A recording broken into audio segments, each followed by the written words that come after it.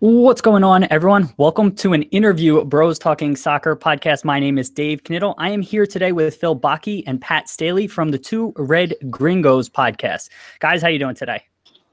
Doing well. Dave, thanks for having us. Of course. Pat, how you doing? Doing well. Had some connectivity issues just as you were doing the intro, but no, we're back in and we're good. So yeah, thanks for having some gringos on with the bros, or as we call them here in Mexico City, the ways. So all right, yeah, cool. I saw those technical issues too, so hopefully they don't continue and whatnot. People that are joining us live on YouTube, hello, welcome. Please say hello. Let us know if you have any questions as we go along here. I have the chat feature up in the background. I'd be happy to relay any questions or comments. And I think we're ready to jump right into the podcast. So guys, you ready to go? Ready. All right. Let's do it. Cool. Hey everyone, I am here with Phil Baki and Pat Staley from the Two Red Gringos LFC Podcast. Guys, how are you doing today? Doing great. Happy to be here. Doing well. Yeah, thank you. Yeah, thank you so much for joining. I obviously want to talk about your podcast in more detail, but before we get to that, I'd like to know how you each became Liverpool fans. So can you tell us your fan origin story? Let's start with Phil. Mine, it's almost a little too crazy to be believed, but my start was all around the Istanbul final. I didn't follow soccer at that point. I was in high school, and my friend invited me over and said there's this big game, basically the Super Bowl of European soccer. I said, sure, all right, I'll give it a shot. And I saw the most incredible thing I'd ever witnessed in sports. And I was hooked from there. So I'm the exact same story. I mean, I had followed soccer, but that really sealed my fandom as a Liverpool fan. I was looking for a team in that match in particular is why I became a Liverpool fan as well. So I could totally relate. Pat, what about you? My story is a little bit darker. My brother and I had always been fans. But as you guys know, it's always hard to follow, European English football here in the U.S. And once we both kind of lived in Chicago, he was one of the, we'll call him the Istanbul converted. And he was always supporting Liverpool. And so just as we specifically kind of at the Globe Pub, a huge bar for football in Chicago, that just kind of became the team just in terms of the supporters that you heard, and then also as you connect with the history and all that. So it was really just kind of this shared approach. But I mentioned it was a dark time because we were under ownership of Hicks and Gillette. Our manager, our squad was in turmoil. So yeah, dark times, and that's why I'm so fond of the club, and especially the Klopp era as well. Yeah, and I'm certainly excited. Klopp has been fantastic, so I'm a big fan of that as well. So I'm assuming you guys watched the Merseyside derby going on this past weekend. Before we talk about the ending, because obviously I want to get to that, but what were your thoughts on the match overall, Pat? Why don't we start with you? It was good to see a kind of revert back to maybe more of the heavy metal football under Klopp. The pressing was a little bit more noticeable. I don't know if it was by design or just with the adrenaline from facing Everton. But credit to Everton. I think they're doing well under Silva, and they came out. They were up for it. We definitely had our chances. We were good overall, but no, I mean, it's easy to credit Everton after the way it ended. So we'll give a shout out to them going for it under their new manager. But no, I mean, it was just really entertaining. So I think the quality of play overall deserved, maybe not for Everton fans, but deserved an ending or at least one goal, I think. Yeah, give them a little pat on the head for their performance at the end there, right? Phil, what are your thoughts on the derby? I think we haven't seen Everton come to Anfield and play, try to actually play soccer. So it was refreshing, honestly, to see an Everton team kind of come out and try to win in the first half.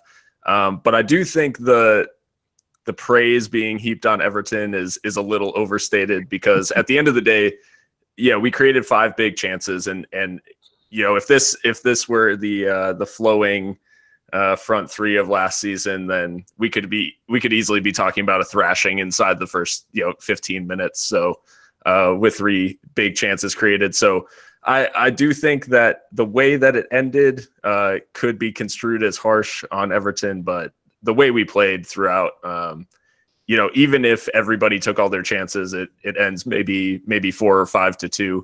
And I think Liverpool would still have walked away with the win, maybe in more of a North London derby style of this weekend and less of the Air Pickford as we saw at the death. Yeah, and so we have to talk about that ending. So where were you guys watching? Were you by yourselves? Were you at a pub? Were you watching with people? And what was your reaction when all of that went down?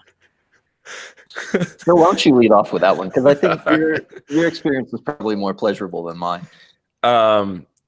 Yeah, so our normal bar, Rock and Cigar Bar down here in El Paso, was not open because of the draconian Texas liquor laws that exist prior to 10 a.m. So there's just a penalty on these pubs that open up. So I actually had the Liverpool guys over to my house. So we were watching in my living room, and it was, I think, confusion initially.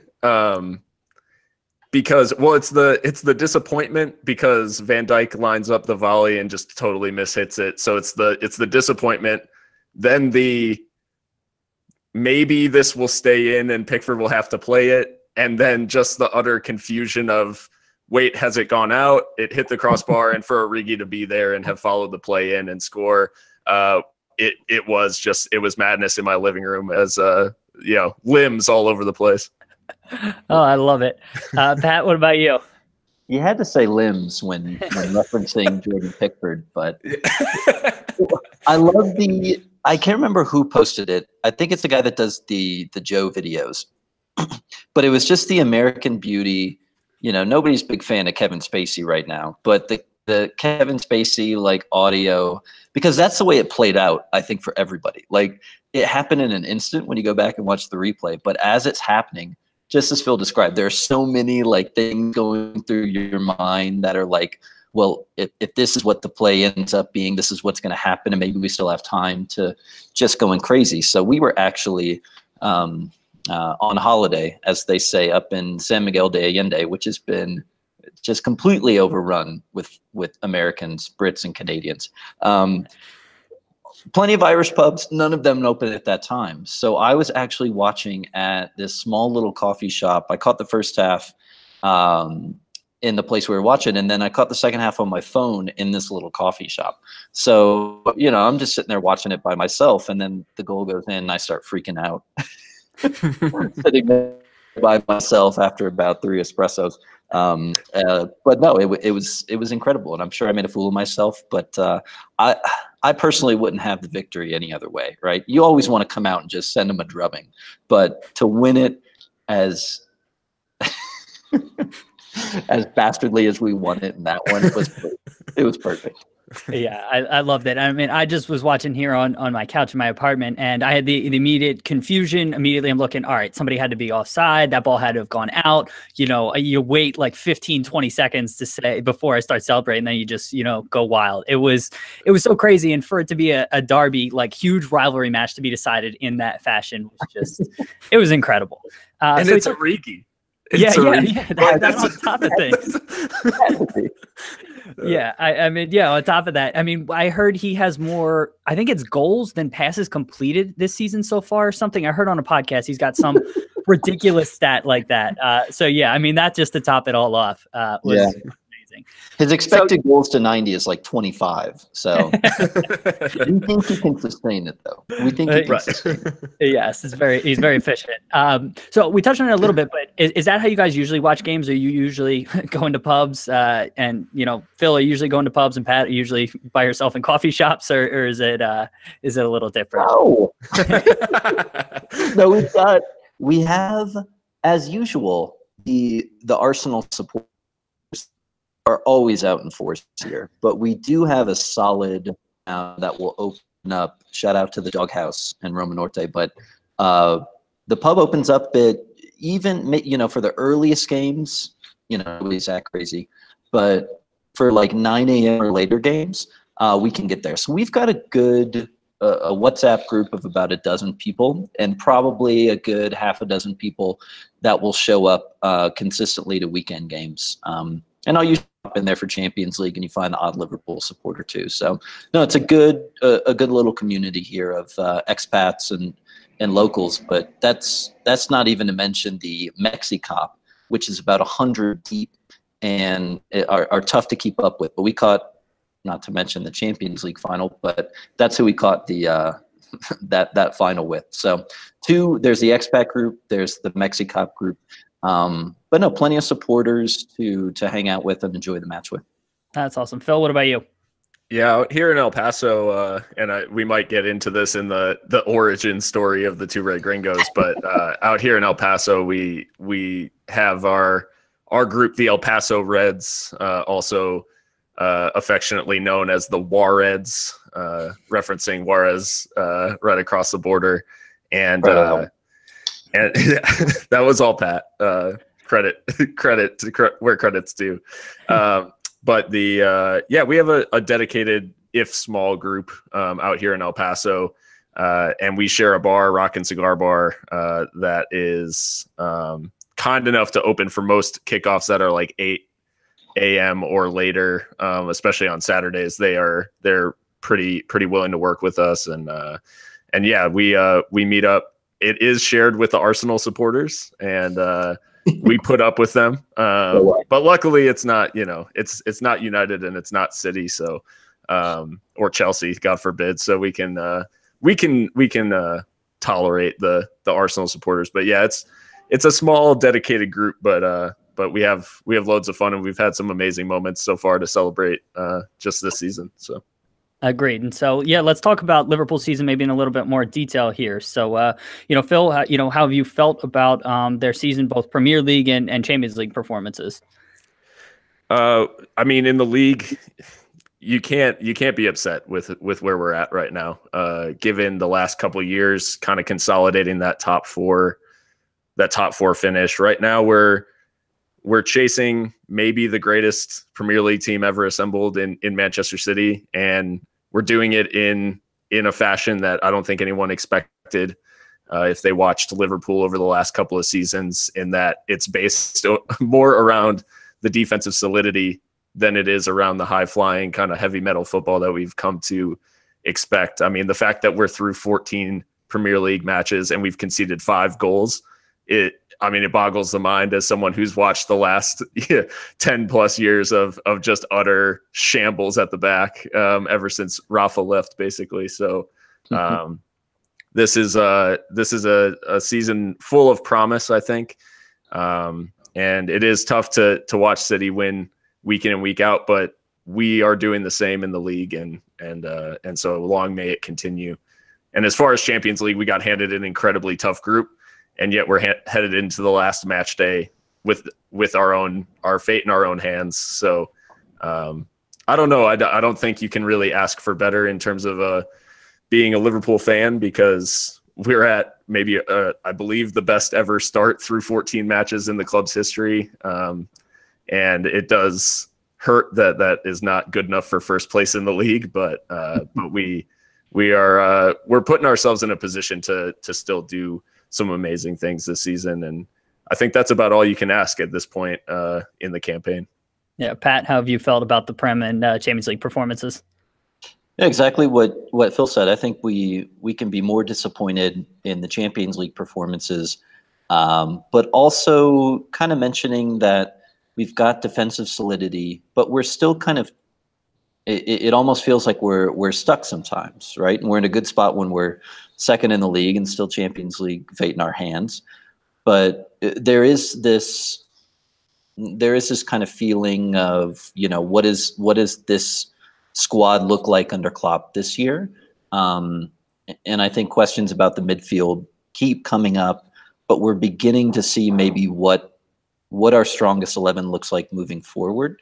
But no, it's it's great that we're in a position to to look at ways that we can improve while in the position that we're in too. So we still have a pretty tall task ahead of us against Napoli in the Champions League. But, you know, for the league performances, what they've been, it just reiterates just how far we've come overall under Klopp, defensively, while still looking good in attack. And I think we're basically on pace, especially in the league, with what our attack was last year, while being just infinitely better defensively too. So I think there's still a little bit yet to come. I think we'll probably see some regression in terms of defense. We'll probably start letting some more goals in. But as that happens, hopefully the attack also begins to spring. As once we have that kind of 11 figured out in the formation, then I feel like we're going to be in great shape to, I don't know. All you can do is try to keep up with City at some point and hope that they slip up. It doesn't look like it, but it's a long season, so we still got to hold out hope that the squad can keep up. Yeah, and you touched on that a little bit. I think the back five, I think we can all agree with the strongest back five and the strongest front three. For you guys, who in the midfield would be your starting, three midfielders right now? Pat, let's start with you. Oof, I love again too. It's assuming that if it's a middle three and not the 4-2-3-1 that we've seen a couple times this season. But I think to get the most out of our attack, it's not even just the midfield. One, I think you have to have Fabinho in there every match. He's going to get so many yellow cards that there'll be time for Henderson, Wijnaldum, or you're ever putting at the 6 to get in there. But Fabinho's got to be in there. Naby, when he's healthy, has to be in there. And you've got rotations for Hender, Milner, Wijnaldum. But I would think that the ideal setup would be a 4-3-3 with Naby, with Fabinho in the 6, and with probably Wijnaldum in that kind of free box-to-box roam. Because then that allows us to get back to Firmino up top, false 9, regular 9, whatever you want to call them, and Salah out wide. Because I think this movement of 4-2-3-1 with Shaqiri in there is doing a disservice to, and I'm not going to talk too much about Firmino because I know that's still that's the golden boy, but that's what I think. That midfield three and that formation allows us to get the best out of the attack. Phil, anything else to add there? Yeah, I think Pat's right on, and it's a question of balance in our midfield that we haven't found exactly right in every game. We've seen what some people refer to as like the flat three of Henderson, Milner, and Wijnaldum, where everyone kind of looks like they're doing the same job.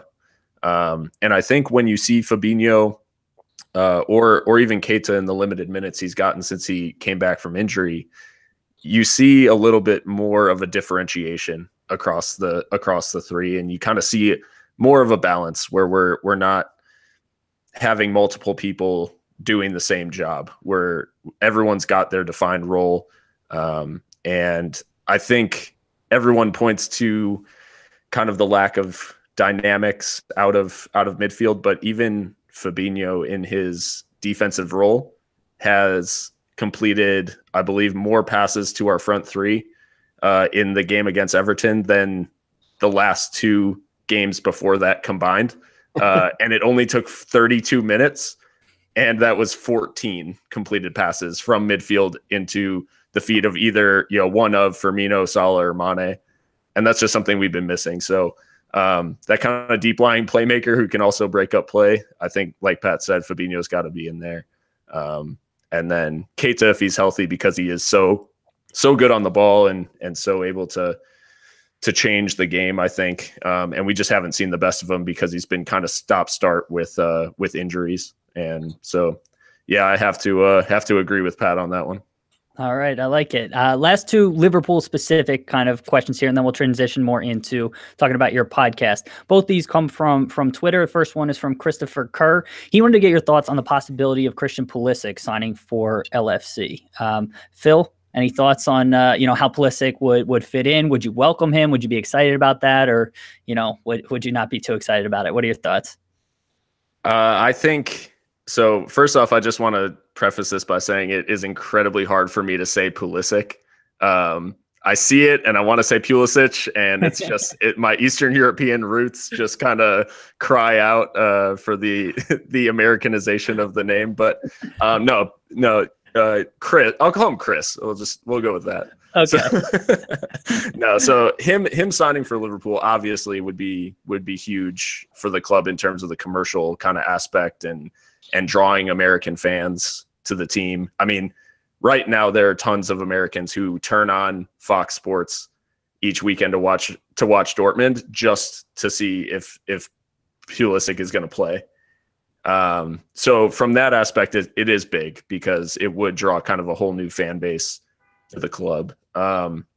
In terms of his on-field, I'm getting a little worried about his situation at Dortmund. He's kind of being played out of the team by a combination of Jakob Brun-Larsen and Jadon Sancho, who's been like a revelation there this season. I think at the price that is being thrown around, I don't think that it's a good deal for any club. Really, any top level club at 70 million euros or pounds or whatever. It's too much money for someone who has really played one season at a top level. And it's just difficult to justify that, especially given the fact that his role both at Dortmund now and especially coming into a Liverpool side where Salah plays in his position. And it's going to be very tough to get Salah out of a match except to rest. And then even the depth for Salah, which would be Shaqiri in theory, now plays in the secondary kind of position that we might see Pulisic in, which is that kind of attacking mid role. So, and Shaqiri has been, lighting it up so far for Liverpool as well. So right now it's just tough to see him getting into the team, and let alone at a price that he's been quoted at.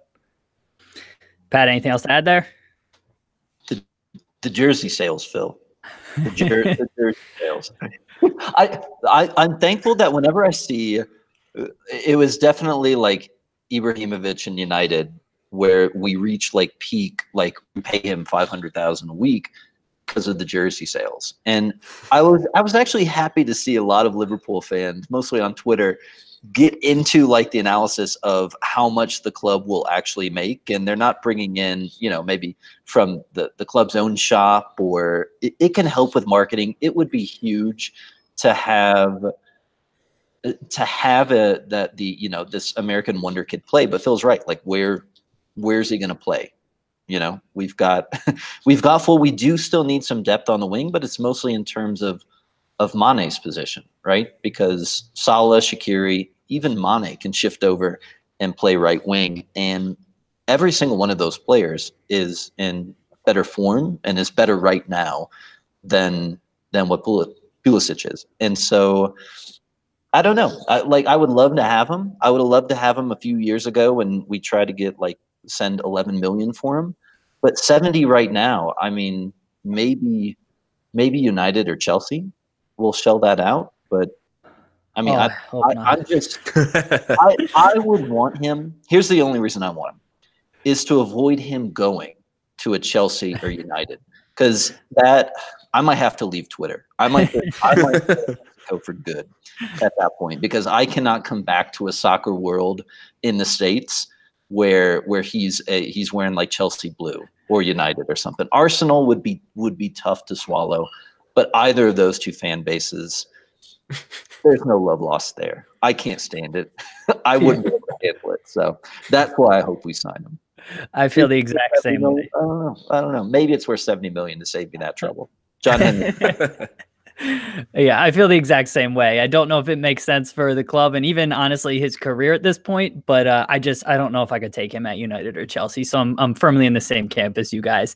All right. Other question is from Armando Garcia. So first off, he asked how it feels to be the greatest podcast in the world. So I think he's a big fan of your guys. Yeah. Shout out to Armando, big Cubs fan too. Yeah. Oh, wow. Yeah. So that's a double benefit.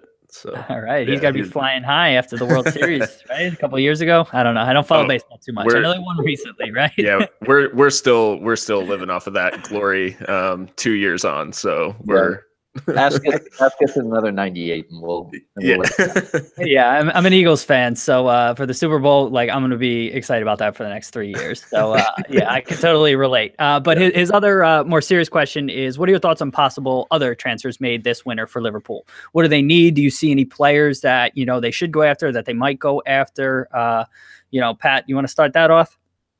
Yeah, what I've loved is that. How much have you guys heard about possible transfers? Because I've heard next to nothing. Yeah, I really haven't heard much. He's the only one that I've seen remotely related. And the only other thing that kind of came up during the international break was looking at like a Timo Werner or something for like maybe next year. There were whispers that we're looking at a more out-and-out striker. But I think we're at the place where for the first time we don't really have a glaring need. I think there's always going to be this. We need a Coutinho replacement. We need a Fekir, a number 10 to come in. But I don't know. I mean, just offhand, I think that that ship has passed and has sailed. I don't think we're going to be going back in for him. Pulisic, I just can't see happening. So aside from in terms of need or what we could use, I do think we could use a little bit more of a dynamic midfielder. Who that is, I have absolutely no idea, right? I haven't been playing FIFA 19. I'm not playing PS. I can't tell you who's in form and who's gonna come good too. So my dog's timing it now, so he doesn't know. What about, so do you any scenario or any world where they go back after Fekir, or is that ship sailed? I don't know. I think we could see them move for Fekir. I think it's one of those that came so close to actually happening that it's really difficult to see Liverpool just completely abandoning it. And I'm actually kind of encouraged by the silence, as we saw with transfers like Fabinho, or I mean even the deal for Keita kind of came out of nowhere when that went down. So I think we could. I wouldn't rule anything out. But in terms of need, I would love to have Fekir in terms of depth across the front line, and even adding that kind of dynamic, almost what Shaqiri's kind of added out of midfield. Yeah. But I think our greatest position of need right now, and this is a nice problem to have, is I think our biggest need is a backup left back. I know that sounds crazy, but it's just because I'm thinking ahead to this week where we got Burnley midweek and Bournemouth at the weekend, and Andy Robertson has played basically every minute since last winter, and I just imagine a world where we have to put Alberto Moreno on to start a match just because we don't have another backup, and that thought just absolutely terrifies me. Yeah, I'd agree with that. I also do like the point that you touched on there, like handling business kind of stealth and just right away. Chelsea has done this in the past where it's like first or second day of the window, they sign a big player and then they're just like done. I absolutely love that Liverpool kind of did that, this past summer with Fabinho, and I love kind of moves like that. And so, then they did that kind of with Van Dijk last winter too. And so, just get stuff done. They know what they want, they go out, they get it. And so, whether they sign anybody or not, I will agree. I don't see too many areas of pressing need. But if they do make a move, I would love for it to be early, just, be decisive and not just last window kind of panic buy. But yeah, we'll see about that. So now let's transition a little bit more into your podcast. So can you tell us a little bit about your podcast? So specifically, I'd like to start with the name, how'd that come about? So whoever wants to share that story. Phil, do you remember? Oh, how the name came about? Yeah. I mean, so we met when we were in El Paso, and we were two lonely Liverpool fans on an island, seemingly, out here in the West Texas desert. And yeah, we got together and started watching matches and started the El Paso Reds group, which that started in the tail end of the 13-14 season. The first match that we actually watched together, the first Liverpool match we watched together was Liverpool Crystal Palace. No. Yeah. So it was turn it off. bad omens at the start, but we continued into the next season where we were, full of promise in 14-15, and everyone thought that we would carry straight on despite losing Suarez. And so from there, we were watching the matches regularly, and we'd be down at our old haunt, which was called Corner Tavern here in El Paso, which is actually right across the street from where we watch matches now. RIP to Corner Tavern, but they took us in, and so we were watching matches and drinking during them, and talking a lot about the match. And I guess I eventually was like, hey, let's just put this on tape and post it on the internet and see if anyone cares. So that was our, that was essentially how it got started. We actually started recording in the bar for the ambiance, and yeah. So from there, we've gotten a little more professional over the last, I guess, 4 years, but not much more. And yeah, so it's and Two Red Gringos was just us being out in El Paso, and I mean we were literally two of the white guys that we met. So yeah, it was just the name kind of came about naturally, red for Liverpool, and we're a couple of gringos. So yeah. All right. I love it. And then the tagline of the Drunkest LFC Podcast on Earth. I had a lisp there, but let me say that again. The Drunkest LFC Podcast on Earth. It should be noted that I'm the only one drinking water right now, where these two guys have had a couple drinks, but I'm the one slurring my words here. Where'd that tagline come from? I don't know. Yeah, where'd that tagline come from? I think it's just being honest. I mean, it was always, it's kind of paying homage to the soccer culture in the U.S. that everybody has just accepted to, and it's, I don't know, like Phil rages a lot against U.S. soccer and the American Outlaws, but that is like, if you think about like a bunch of dudes just getting together, watching sports and drinking all day, like. That is what we're all kind of like there are those of us who love the sport and have been following it, playing it for years. But that's how it all kind of comes about, right? And I think both of our experiences have been shaped with just positive interactions, right? I loved, and I don't know if it's like this anymore, but in Chicago with the Globe Pub, it was always just, you could be sitting next to a guy that supports Chelsea. You could be sitting next to Arsenal United fans, but it was always just this harmonious experience of Americans, Brits, anybody kind of coming together and just enjoying the match too. And I think it's always had this kind of cheerful kind of festive environment behind it. And we just ran with that. So and we loved, and we always kind of gravitate to, where can we watch it? We want to watch this with other people because it's kind of like all we've had before was Twitter. We gravitate towards interacting, talking with people online, and fueling our own knowledge of these teams, these leagues, and the sport.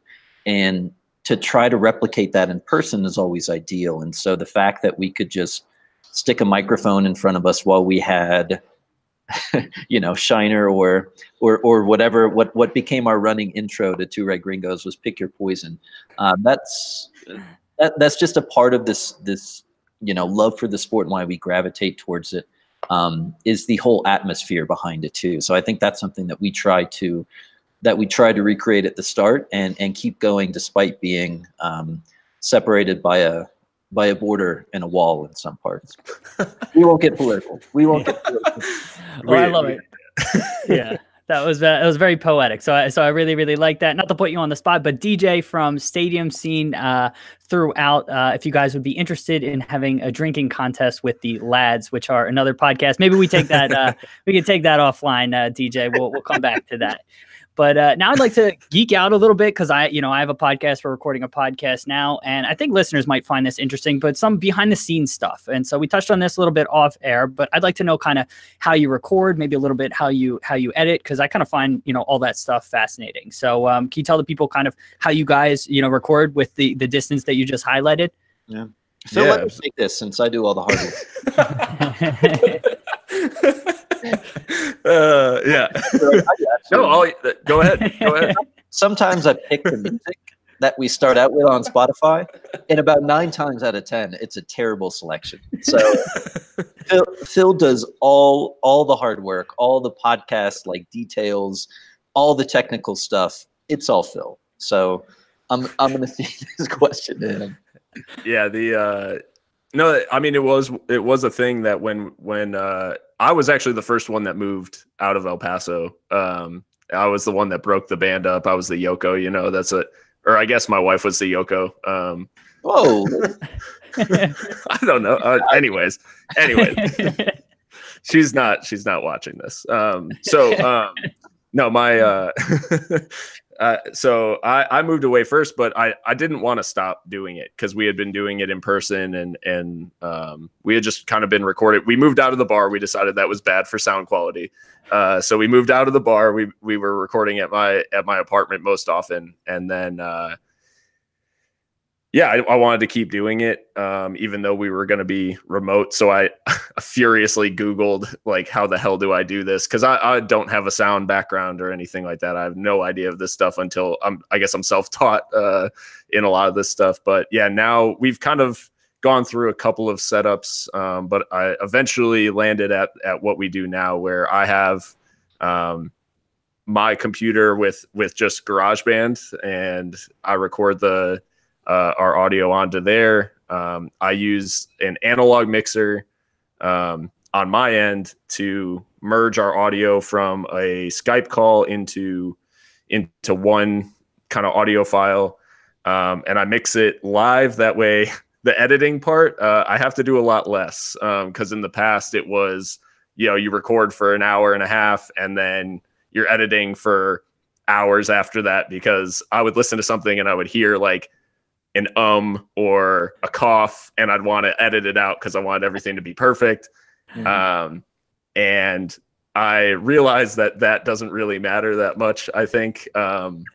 So I graduated to the live mixing and just saying, hey, like, what goes on the tape, unless there's something crazy that happens, whatever goes on the tape is probably good enough, as long as it isn't just completely horrible sound quality wise. And yeah, so that's how we run it. And the Skype just goes right into the GarageBand, and then within like 30 to 45 minutes, normally I can have an episode out there after we're done recording. So that's what we run with now, and it's worked pretty well, I think. And it makes things easy, kind of less overhead per episode in terms of time invested, which is kind of at a premium, since we, as I'm sure you run into this, like, everybody's got jobs and lives and other stuff going on. So trying to stay consistent, you want to kind of reduce the man hours that you have to put into it while still putting out a decent product. So yeah, absolutely. And that's really cool to hear. I mean, I'm in a very similar situation, no audio background, just like all self-taught. And it's really fascinating. Like, the internet's an incredible thing, because you can just like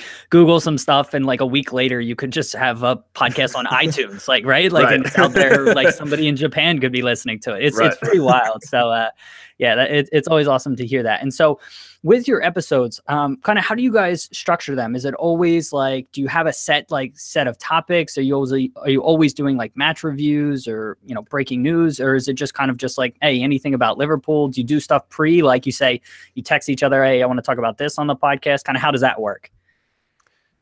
I mean, you want to take this, Pat, or? This I can handle. This I can handle. Yeah, this is usually, if we're good about it, it's a couple days out. Like, we figure out, like, hey, when are we gonna do the thing, as we like to call it, and then we put together just like a quick outline too, because we do. One is just to, whenever you hop on and like Phil said, it's almost like it's not a live session because we clean it up a little bit, but we wanted to have kind of that conversational feel to it. And No, so we try to put together just a quick outline because we want to make sure that we know who kind of wants to touch on what point so that we can build off of it. But we also like to dive into kind of analysis and everything from like XG to pass maps, and all that kind of stuff. Not too heavy, but some of our kind of go-to follows on Twitter, from like Dan Kennett to Simon Brundish, Babu's our new MVP. Yeah. But we try to put that out there to see like what kind of in-depth analysis can we provide, because I feel like it's not as common on the American side of things. Like you get that a lot from people that are based in the UK, those type of podcasts like Anfield Index and stuff like that. There's a lot of incredible like in-depth kind of data and like high-level statistics that are coming out. But it's still not something that you hear when we show up and hang out with an OLFC in Austin, in New York, or just talk soccer with people. You get kind of the overall kind of bullet points of what's going on, like, ooh, Salah's out of form, what's going on? And we try to hopefully go beyond that a little bit.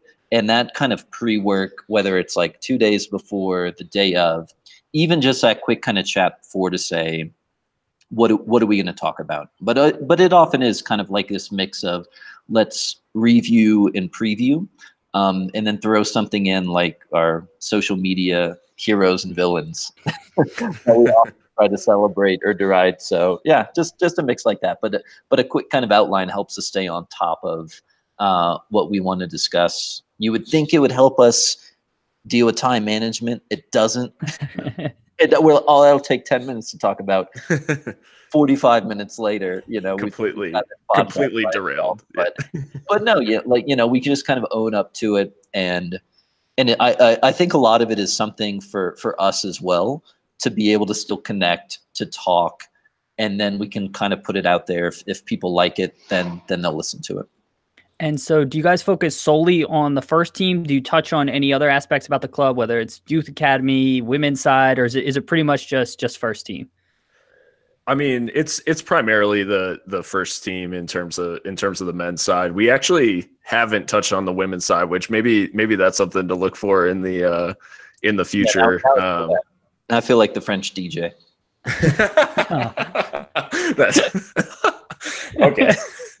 No,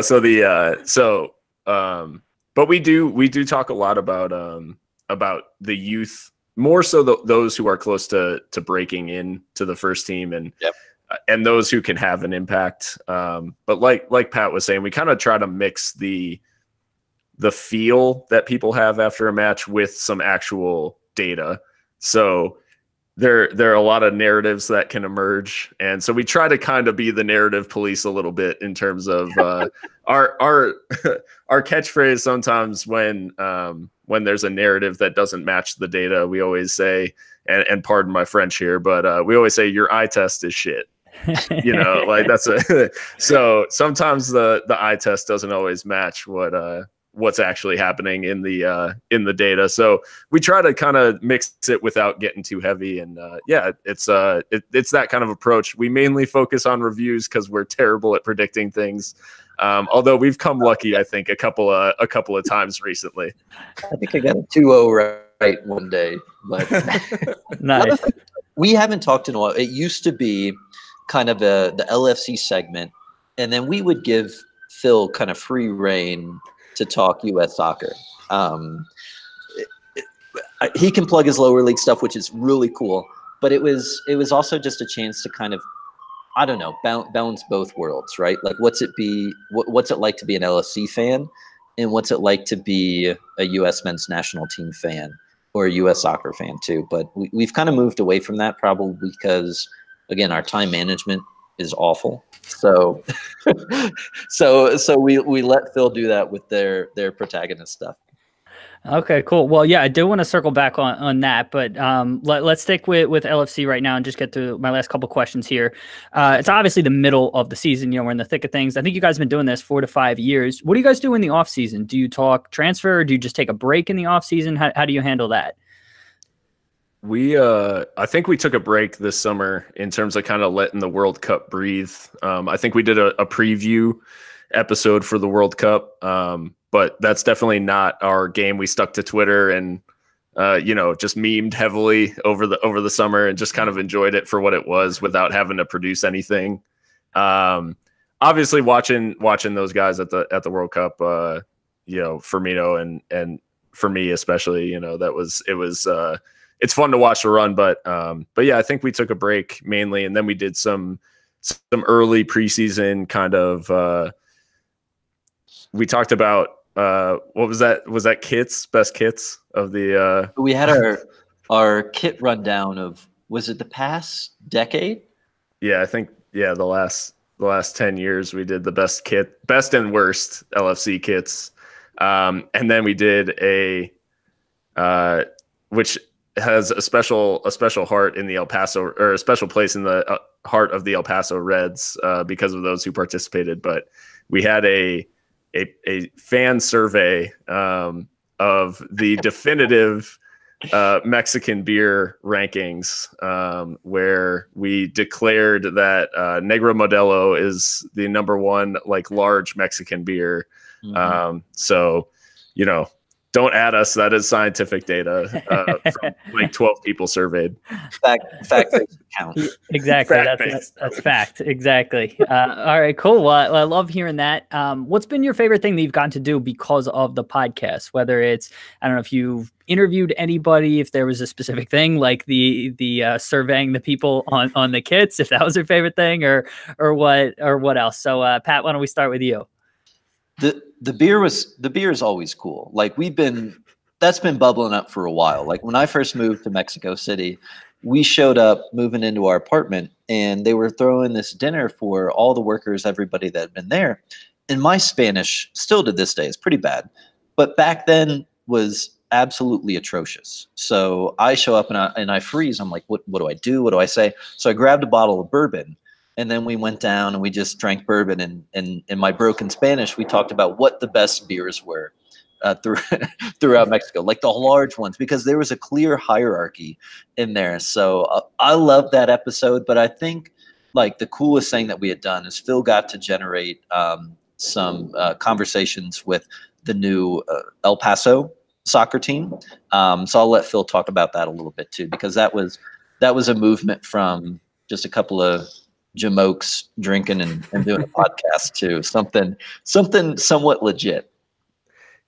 Yeah. So with El Paso Locomotive starting as a new USL team this coming spring, when they announced the expansion, I actually reached out from the Two Red Gringos to just their social media account, just their Twitter, to see if we could set up something with the owner of Mountain Star Sports, who owns both the AAA baseball team here in El Paso, the Chihuahuas, and El Paso Locomotive. So when that was first getting kicked off, I messaged them and they actually responded and said, yeah, we've been following your podcast for a couple of years now because we've wanted you guys to be involved. That's awesome. In this. So it was a very weird situation because that is not what we're used to. We're used to maybe someone mentioning offhand, at the bar, that we have a podcast and embarrassingly saying, yes, that is us. So yeah, it was it was a cool moment. And so since then we got to interview the owner for the podcast. And then we've gotten kind of invites to a couple of events that the team has put on and stuff. So right now I'm just angling for that press pass and trying to be involved in the local games, because ultimately, although this podcast is now international technically, it's always kind of been an El Paso based podcast. We've always kind of tried to incorporate the local side of it too. So having a team here, a professional team here now, it is kind of a cool moment for us. And yeah, so that's definitely the coolest thing that we've been able to do, is just the weird moment where someone recognizes you from the podcast and it's not an embarrassing moment, but a proud one. So yeah, it's been cool. Well, that is really awesome to hear, and I'll definitely be following that, and looking forward to hearing more details about that. Before I ask my last question, is there anything I didn't ask that you wanted to talk about? I know we touched a little bit on the Protagonist stuff. Do you want to tell us a little bit about that, Phil? Yeah, I'll just briefly touch on it. So Protagonist is a website actually created by another guy here in El Paso, Dan Vaughn. And we kind of linked up, and now we have a suite of maybe 12 or 15 writers who all contribute basically just articles about the very lower leagues. So we're talking like the amateur levels of the game that exist in basically every community in the US. So right now we're just trying to tell stories, interesting stories. And yeah, it's been going good. So are we talking NPSL level or even below that? Yeah, so NPSL is a big one. They actually announced us as a media partner for this coming season, so that's a kind of a cool move. And then the UPSL and even some of the local leagues, Maryland Majors and Bay State Soccer League, and out on the East Coast, and a couple others. But yeah, so we're talking all of that, and the big push recently has been with the U.S. Open Cup qualifiers going on. We've been sending writers out to the ones that are in their area, and a team from El Paso, Southwest FC, actually just won in the third round. It still remains to be seen whether a third round qualifying win actually means a trip to the Open Cup proper, or if there will be more qualifiers to come. But yeah, so we're just trying to tell the stories of all these kind of passionate people who are playing and coaching and refereeing, all for basically the love of the sport. Not a ton of compensation down at those levels. And just guys doing it, for kind of the reasons that we fell in love with Liverpool, where you think about, just the club itself, and the players and the support, all being from a place of, it's not about the big commercial deals. It's not about all of that. It's about, you and your friends at a bar, like singing songs and just celebrating the game. So that's kind of what the stories we're trying to tell with Protagonist. So yeah, if anyone's interested in that, check it out. Absolutely. Yeah, we will link to that in our podcast show notes and video description, so everybody should go check that out. Pat, anything I didn't ask you that you want to highlight? Man, I got nothing going. I was gonna ask you guys. I'm very anti this year any type of football game. Are you guys FIFA or PES? And I bring that up because I think I saw Phil playing FIFA 19 today, and worlds are colliding, if that's the case. So for me, I have been and always have been a FIFA guy. I have FIFA 19. I play it. We have it on Twitch. I've tried to play PES, and I've just been so indoctrinated with FIFA that like the controls are just completely different with PES. I've tried to download the demo and play it, and I just can't figure it out. I know everybody who's like a true soccer fan swears by it, but I just can't, man. So that's my feedback. I am, I'm at ease with my, take my $60 every year. I didn't this year, but maybe a question for Phil then. Phil, did we see FIFA 19 appearing on your PlayStation feed? Yes, you saw it. Okay. No, all right. So no, I started off from a place of I'm a FIFA purist, I guess. I want to see. No, I play like I'm. All I'm saying is that career mode is where I put most of my time on FIFA. Yep. And the journey, obviously, because the journey is the most amazing thing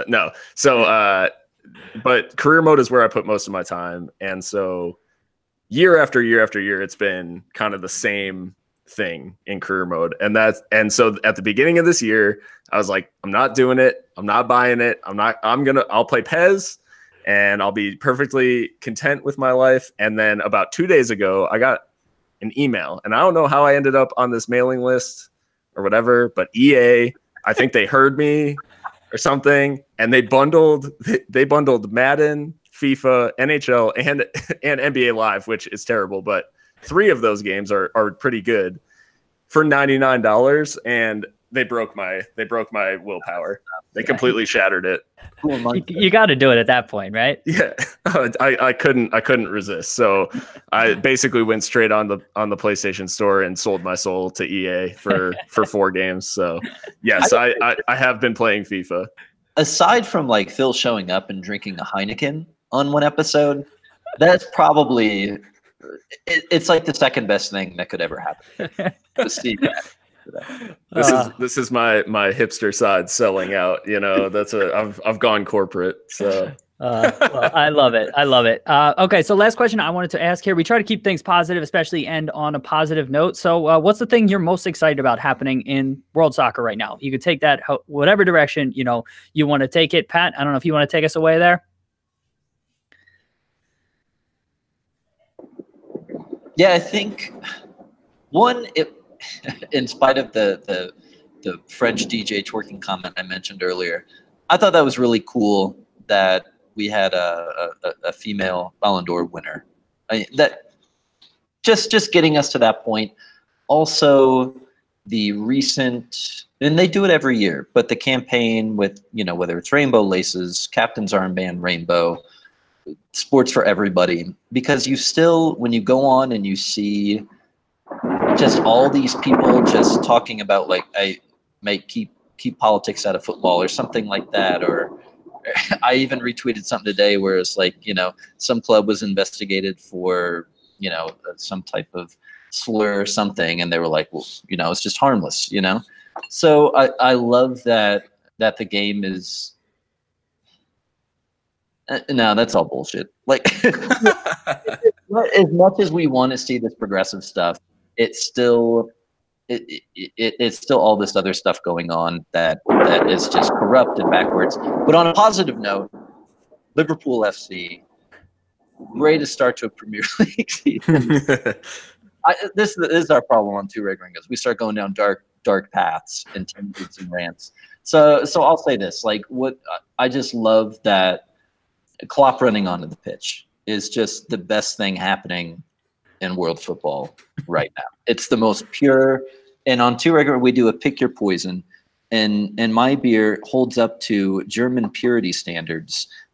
Is a German hard rock Pilsner, which is all things that I love, and to me encompass all things Klopp. Just German pure joy, heavy metal football. That's what I love. That's what I'm excited about.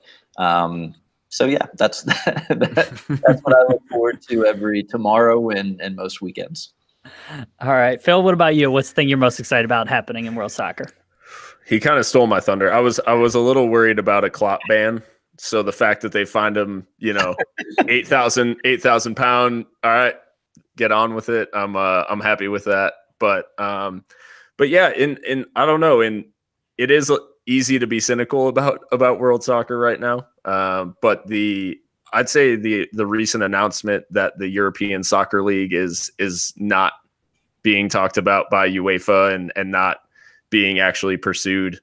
I think that pursuit of the European Soccer League, or the Super League, excuse me, could be literally the death of the game as we know it, as it's played now. And so with all of the money grabbing and all of that stuff that occurs across FIFA and down even into the those continental federations, it's a little refreshing to see a federation just say nope, like we're going to continue doing business as we do, and keeping kind of the integrity of those national leagues that entertain us so much. So that's what I'm happy, despite the fact that we have a tough trip to Burnley midweek. I will take that over a over glamorized game against Madrid or the likes. That's outside of the Champions League. Obviously, I'll take that any day of the week. So I'm excited to see Klopp's Reds, probably rotated Reds, go to Burnley this week. And hopefully come away with 3 points as well. Absolutely. Well said, guys. Well, thank you so much for being here. I really appreciate you taking the time to talk with me today. Can you remind people where to find you on social media? I know you have a website as well, so can you remind people where to find you? Yeah, so we're at tworedgringos.com. And you can also find us on Twitter at Two Red Gringos. We're on Instagram as well. You can subscribe to our podcast on iTunes and Google Play. And you can listen to the podcast on the website as well. Pretty much all the episodes are archived there. And that's pretty much encompasses where you'd want to see us anyways. Yeah, and we have the website and Twitter linked, and I'm sure you can find, everything else from those places. So, Pat, thanks for being here and talking with me today. No, you guys are awesome. Thank you for having us. All right, Phil, thanks for being here. Appreciate it, Dave. And great talking to you. Yeah, thanks for being here. And listeners, thank you so much for tuning in and listening. We will talk to you soon, everybody. Oh. That is quite the ending there. And on that note. Yes. People that have joined on YouTube, thanks for tuning in. We'll talk to you soon. We'll be back with another episode probably Sunday with our regular show, me, Matt, and Christian. So talk to you soon, everybody. See ya.